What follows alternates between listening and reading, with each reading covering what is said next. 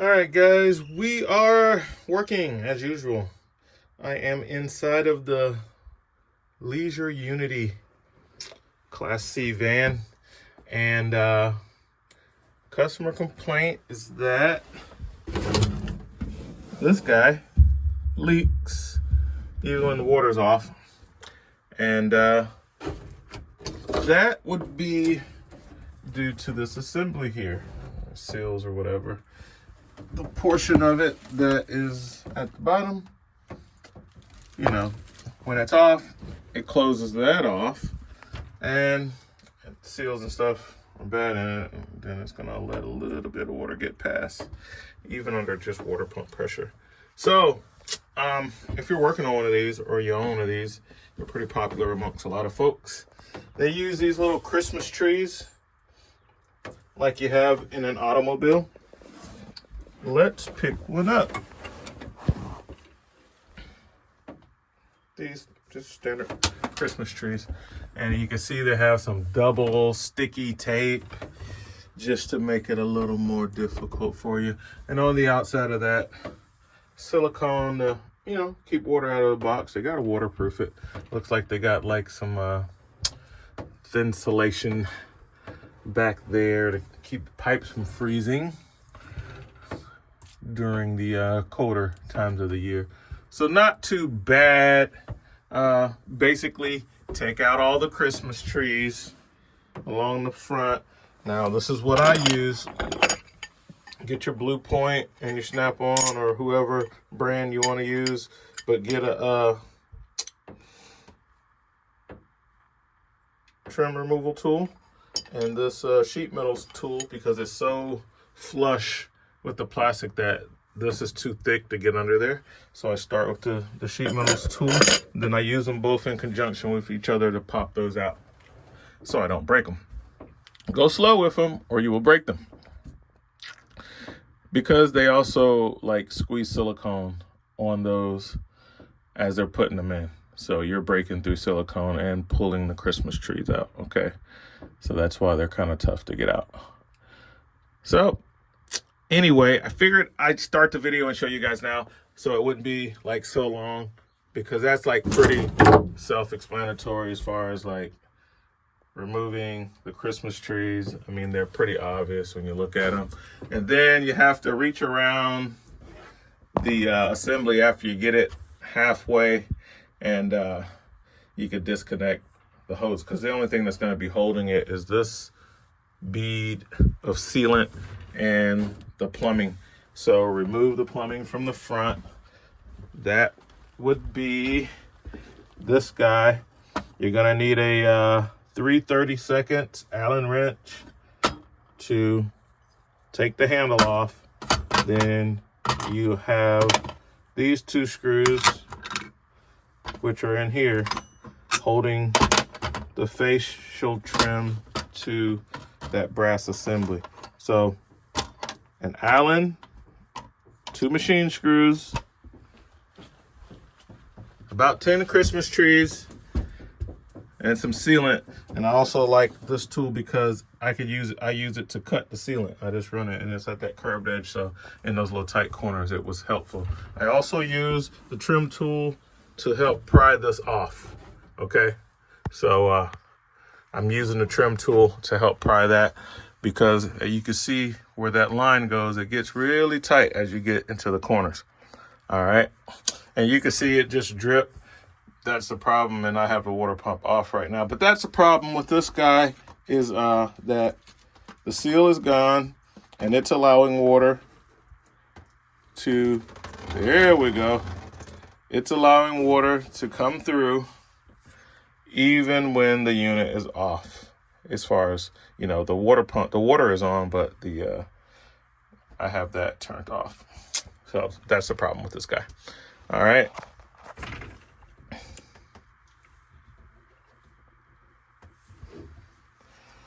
Okie dokie. So, I gotta replace this thing. They use these a lot in a lot of these motorhomes. I might as well take all the fittings off because this whole piece has to be replaced. So, because the seal that's bad is internal to that brass part. So all I have to do is remove red, remove blue. I've already removed this one, which is just a remote that goes up to that shower head part. And go back to Home Depot and try to find a suitable replacement. Maybe I could just get this part. Probably not, but that's gonna be the fix. So I'll take the old pieces with me. This is a pretty standard size. This whole dealio right here, guys, that's pretty standard. So let me get it all disconnected, and I'll take a look at it with you guys after I take it completely out. Okay, friends, so I have reassembled it out of the unit. This is what you have. It's basically just a ball valve inside there. They don't last forever. And there goes the rest of this. It's only held on by that double-sided tape. So that's gonna be fun to get off. Goes on easy, comes off however you can. Get a lot more access with it out of the way though.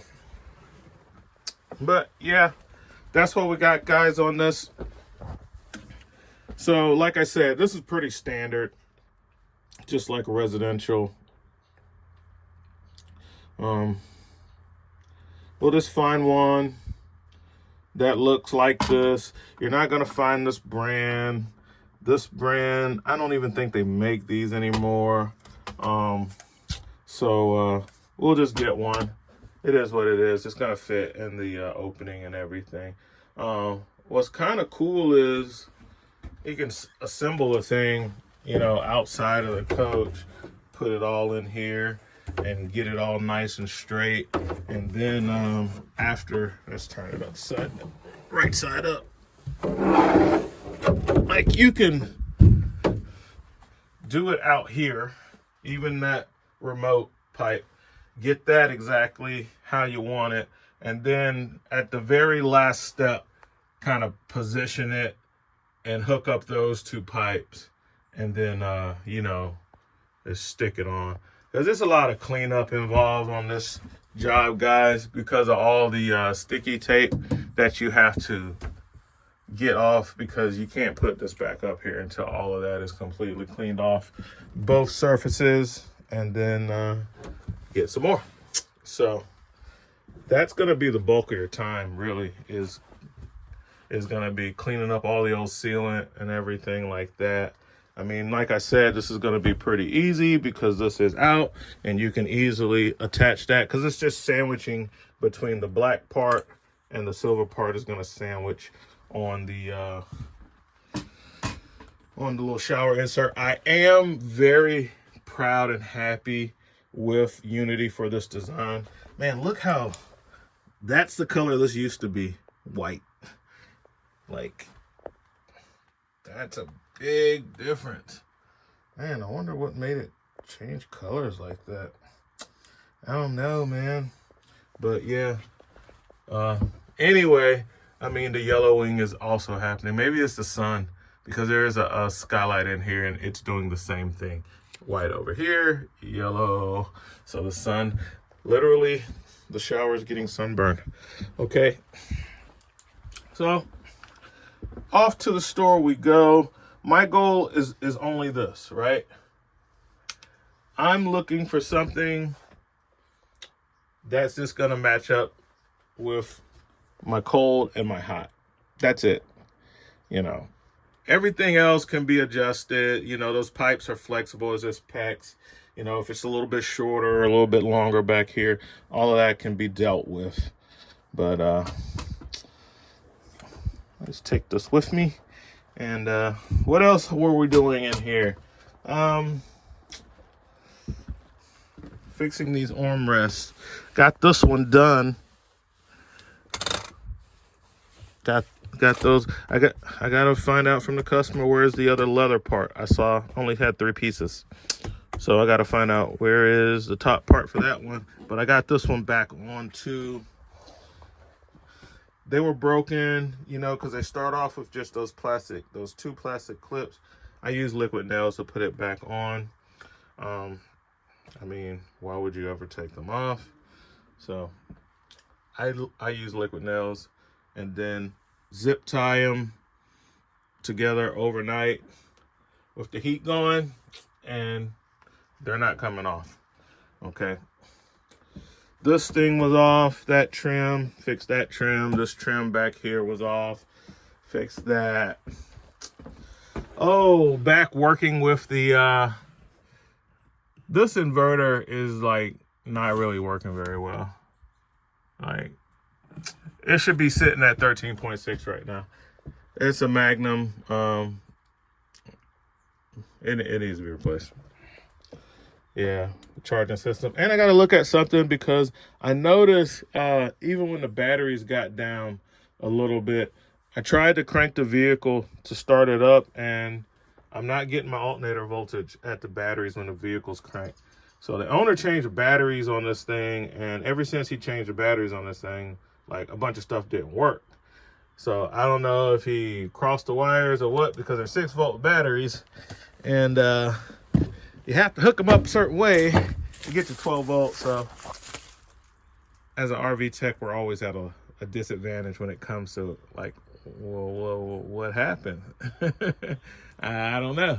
So I just noticed that I'm having all kind of issues with the charging system. The solar is shot. That part of the charging system doesn't work. When you try to, like I said, the alternator is not charging the batteries. And I have a problem with this Magnum inverter. It has faulted out on me twice. And now it like is charging at a very low rate. So this is a 50 amp charger, but when the batteries are low, it won't kick up to like a 30 amp charge rate or anything like that. I had to use my DeWalt overnight to get them all the way back up to like 13.4. So something happened. I haven't been told exactly what that something was, but it is what it is. I gotta fix what I could fix, which is everything. Except generators. I don't fix generators. But let me go get this and yeah, troubleshoot that charging system. Probably not tomorrow because it's Sunday, but maybe I'll get to it today before I go to the store. Maybe I'll do it now before I go to the store. Let me go get the keys and crank this bad baby up, unplug it, and I should be getting like 14 volts. My battery voltage should jump to 14 volts. So something like took a bad hit, and every single aspect of this charging system is not working properly. So yeah, there's that. All right, guys, so just wanted to highlight, and I've highlighted it before, but everybody doesn't see all the same videos. This is a great tool, an OMT, oscillating multi-tool, using the Diablo scraper blade. When you got to get off adhesives and stuff, all kinds of things that you would normally have to scrape off with a putty knife, having the right tool for the job does it. I guess if you're a homeowner and you got all day to do something like this, that's different, but as a professional tech, you got to have the right stuff. And we are going to work with the adhesive remover, the 3M. It is pricey, guys, but it does work. So I started off before the tape was removed. I'm gonna do that side on camera so you can see how easily it comes off with this tool and that remover. I use the scraper and this, you know, all the stuff that's getting stuck to my boot. It just takes it right off. Anyway, scrape that off, and then I spray what's left, and we're gonna use a rag to try to get that off. But check out how easy this comes off, man. If you try to take it off the other way, it comes off in pieces and it takes all day. Just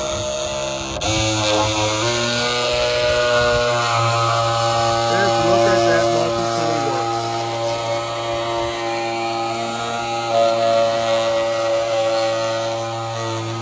I'm using a flexible blade.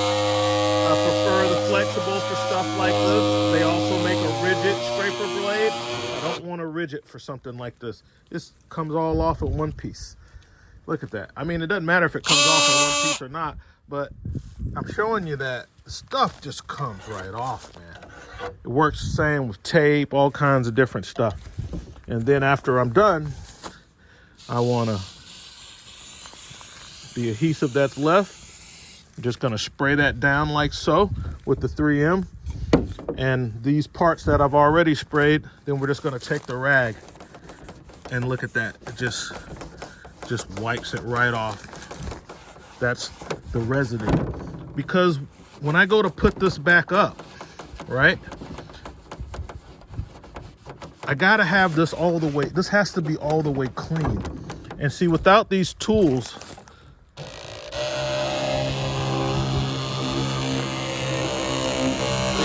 it would be very hard to get all of this off. But with the right tools, and I'm scraping it another time because it's kind of thick and heavy on that backing.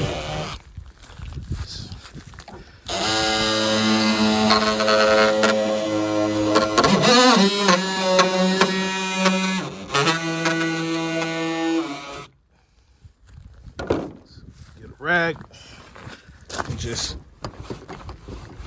wipe the rest of it off. Kind of need two hands, one hand to kind of hold the material.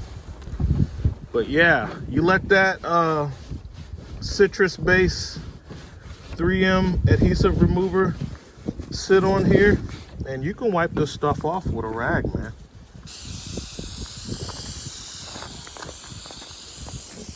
It's not all oily when it's done either.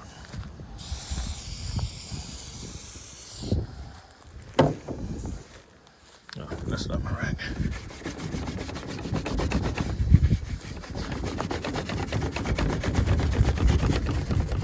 Real-time action for you guys. Look at that. Completely clean.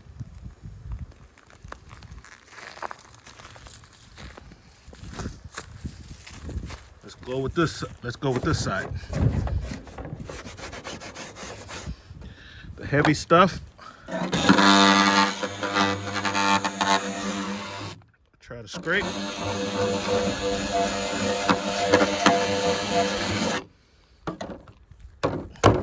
The residue, just wipe it off.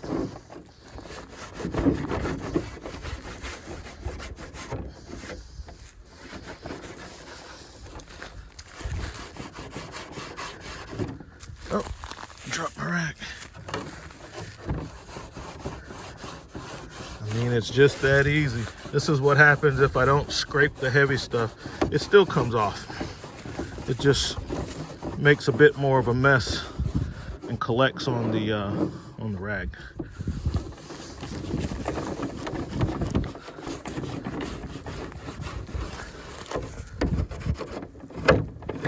So every time I remove a layer, this is why I scrape it instead of rubbing it. Now, if you have two hands and you can like rub it hard, you can get it, but I just spray it again. No need to fight with it, man. Let the chemical do the work. I gotta order some more of this. This can is getting empty.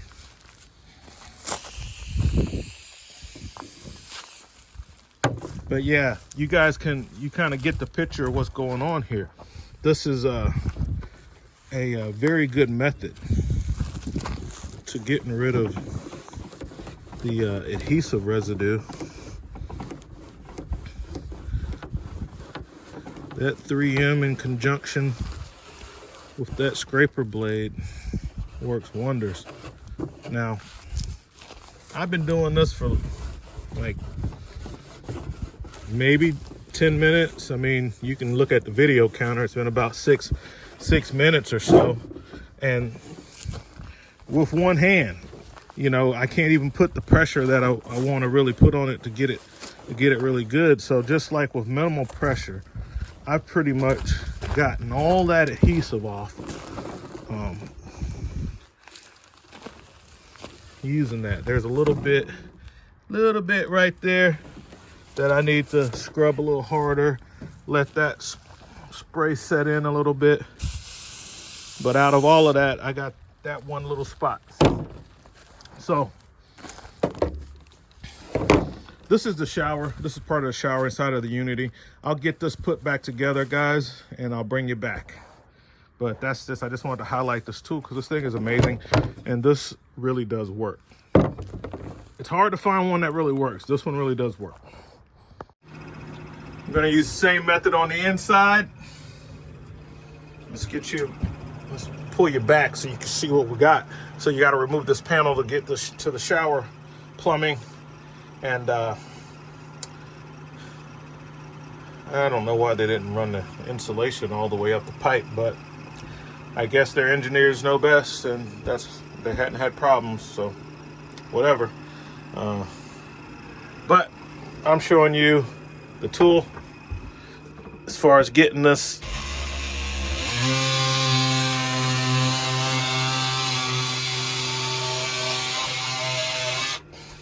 stuff off, and it's not tearing up the surface. That's why you use the scraper blade.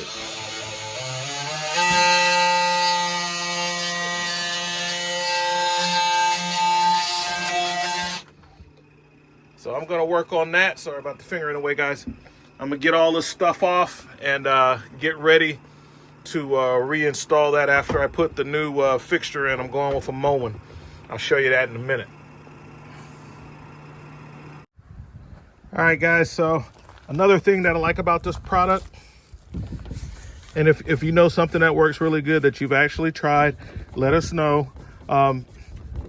It's not oily or sticky. It's like it's already been wiped down with alcohol.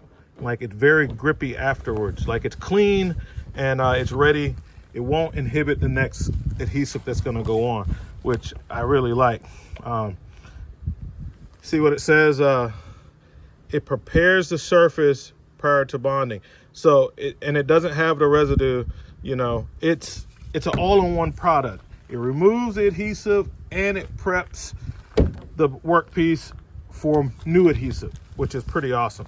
So I'll go with my 3M Extreme indoor-outdoor tape, double-sided tape. I'll get that on here. I'll skip over a couple of spots so that I can line this up, probably the 4 corners. I will stop short and go across the rest of them, and then push my pins through those so I can get this started. And what else do I need to do? Oh yeah, I got to get my fixture put in and run my pipe to the shower handle. So let me get the, that should be in here. Yeah, I think it's over there. Yeah, I need, this is the old one. Some stains for the cabinets. We'll pull that out. That's the old one. I'm gonna go with the new one. I think it's on the other side. And I can get the solar done on this guy. Oh wow. All right, more sealant. Okay, where's the silicone stuff? I was a little low on this. I'll buy some of it. Where's my fixture at? Huh.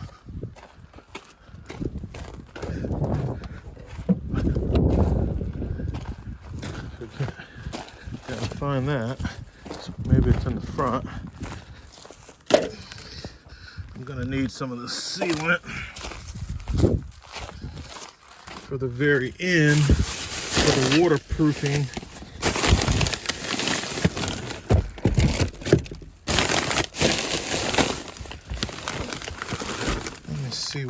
Let me find that. I'll bring you guys back.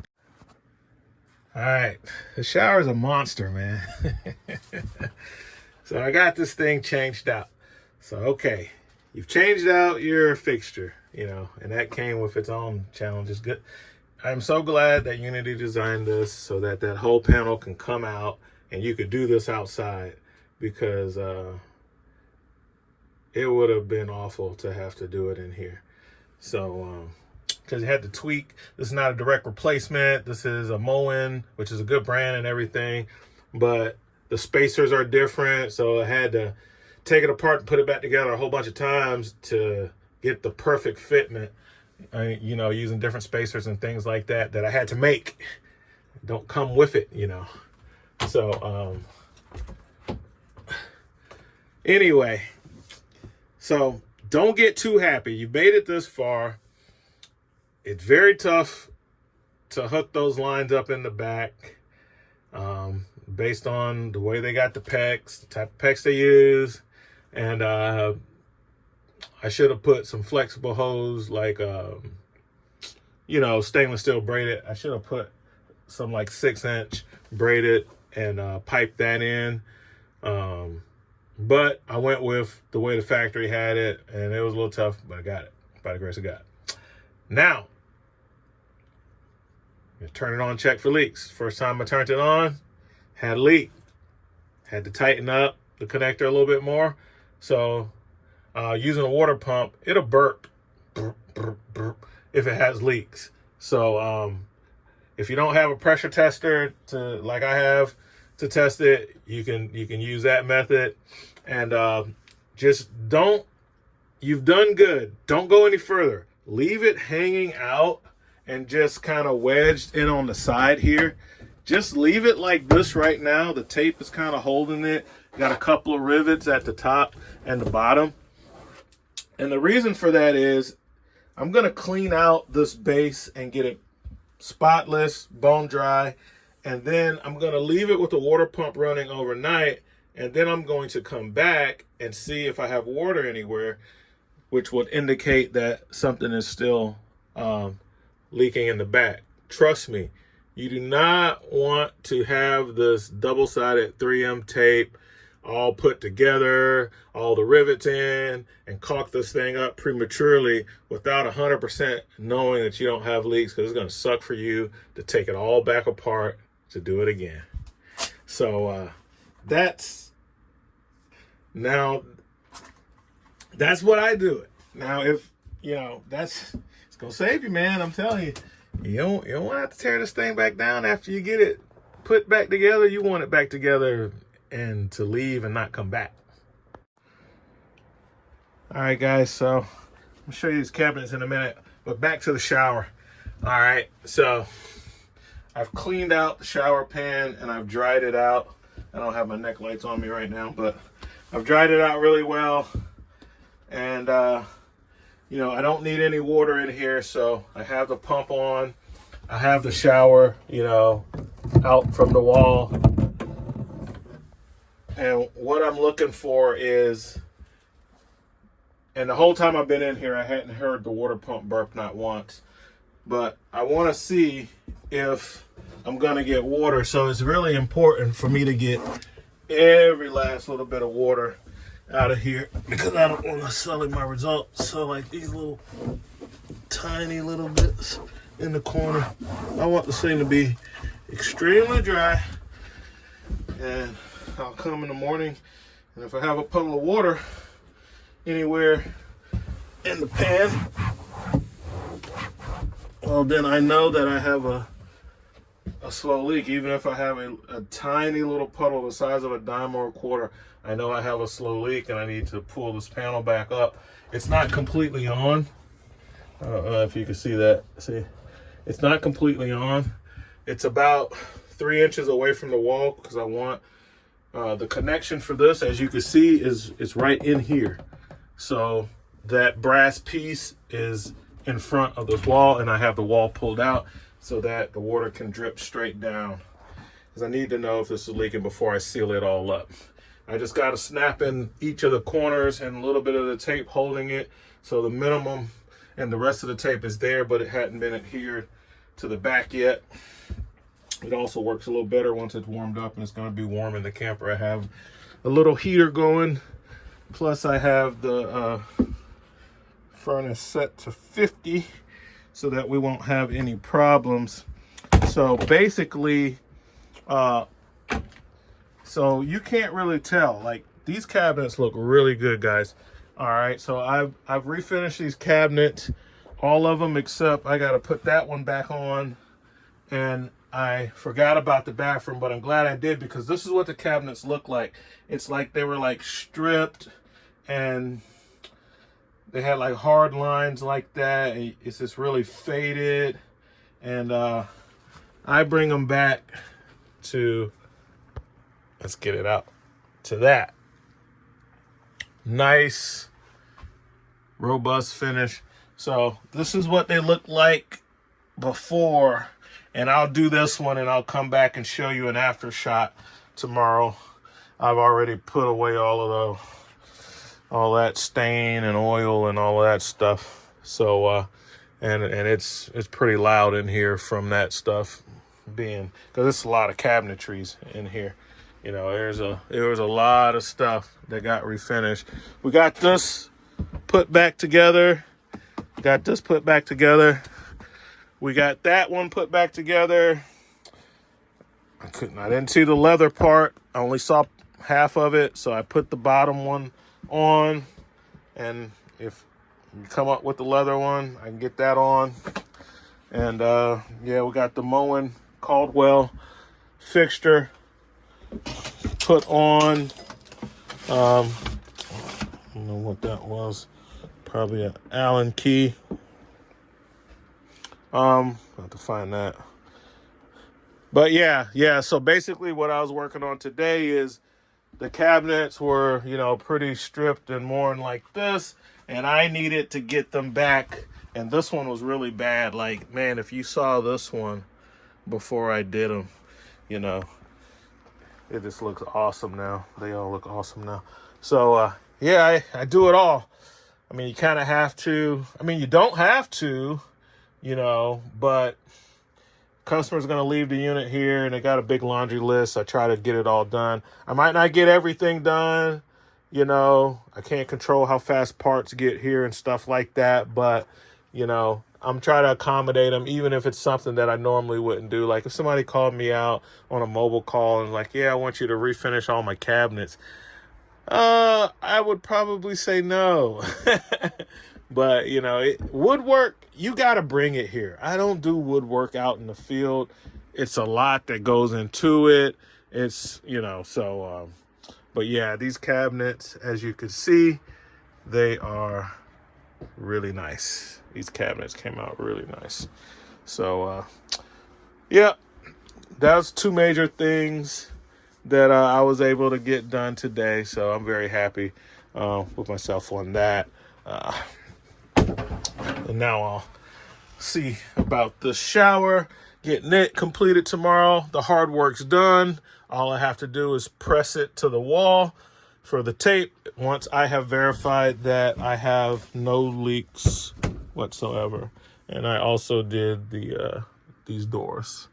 But, you know, you can kind of see right here, like you can kind of see where these were left raw, but I kind of went over them just a little bit, you know, but they were just raw wood still from the factory on the edges.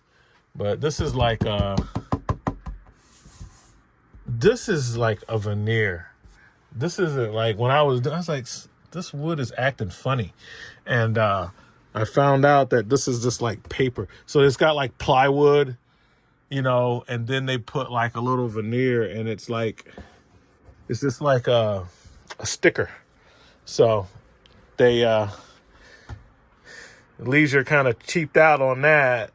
Especially that's two big large panels. You should have made those solid wood like these are. These are solid wood through and through. That grain, these are solid pieces of wood through and through. It's, you know, so it's a lot easier to refinish these, especially you can sand these down. You can't sand that down and refinish them. You know, you can't do that on that. But on the real wood, which is going to be the actual cabinets. Now, when I say a veneer, I mean a paper, a sticker. Like these cabinets, which have what some people may say a veneer, it has like a thin piece of like birch on top of other wood. And you can kind of see that a little bit where you have a chip. You could tell if it's solid wood, and then if you look really closely, let's come back out and go in. You see that crease? Well, if it was one solid piece of wood, so I shouldn't say it's a solid piece of wood. They did a good job putting the veneers or the skins on this to make it look like a solid piece of wood. But it's really just like some rough plywood with some smooth birch, like a 1/16 of an inch thick on top of that. You know, it's just, you know, they didn't use solid wood. So, I mean, it is solid wood, but it's not solid birch. That's for sure.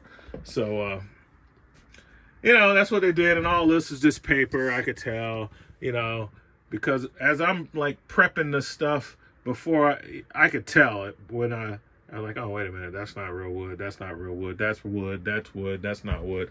You know, you can't. And you're not doing too much sanding on this because it's only like a 1/16 of an inch thick. You see that?